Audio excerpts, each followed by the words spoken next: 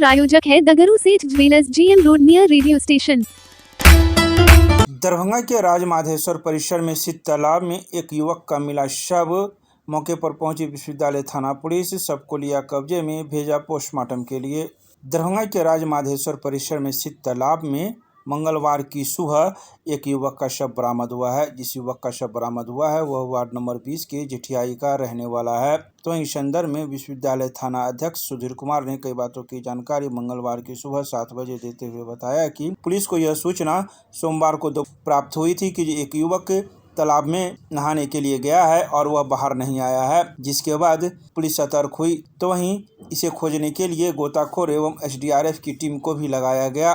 काफ़ी खोजबीन के बाद भी सोमवार की देर रात्रि तक यह नहीं मिल पाया। तो वहीं मंगलवार की अहले सुबह यह तालाब में ही तैरता हुआ नजर आया, जिसके बाद मौजूद गोताखोर के द्वारा उसे बाहर निकाला गया। तो वहीं पुलिस ने सबको अपने कब्जे में लेकर DMCH उसे पोस्टमार्टम के लिए भेज दिया। आइए सीधे सुनाते हैं क्या कुछ कहते हैं इस संदर्भ में मौके पर मौजूद लोग। वहाँ की कोई मालूम हुआ कि आज बच्चा गिर गया। प्रशासन खबर किए हैं। बोलिए। अभी सुबह में कैसे पता चला? सुबह में किसने बताया आपको? मोबाइल पर आ गया है, हमको पता चल गया। देखने के लिए रात में कल विजिट किया ना, हम लोग देखने के लिए सुबह में देखिए है कि नहीं है। कौन है आपके? देवर है, इसका पप्पा है। क्या नाम है उसका? इसका आकाश राम। 6 बजे के लगभग जी। कहाँ पे बैठे थे उस समय आप लोग? वही चप्पल जूता काउंटर पर बैठे थे सर। हाँ। हम समझे कैश वो पन्नी टहला रहे हैं, तो एक आदमी बोला कैश नहीं, वो बच्चा का ले घुमा है, उससे निकला है। तो देखो तो हम आए तो उधर से आ रहा था, जेठ इधर से बीच में से आ रहा था। पोखर के सीरियल नंबर हुआ, सीरियल नंबर से इधर आ गया है साइड में।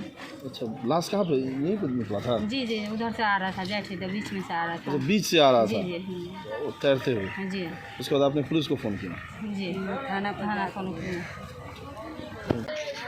कल थाना को दिन में 2 बजे सूचना मिला था कि एक लड़का जो है श्यामा माई मंदिर तालाब में डूब गया है।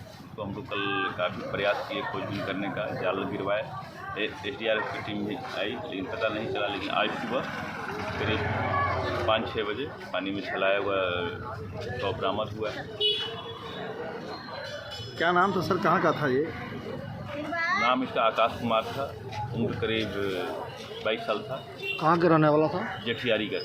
क्या कुछ और विशेष किस जानकारी मिली?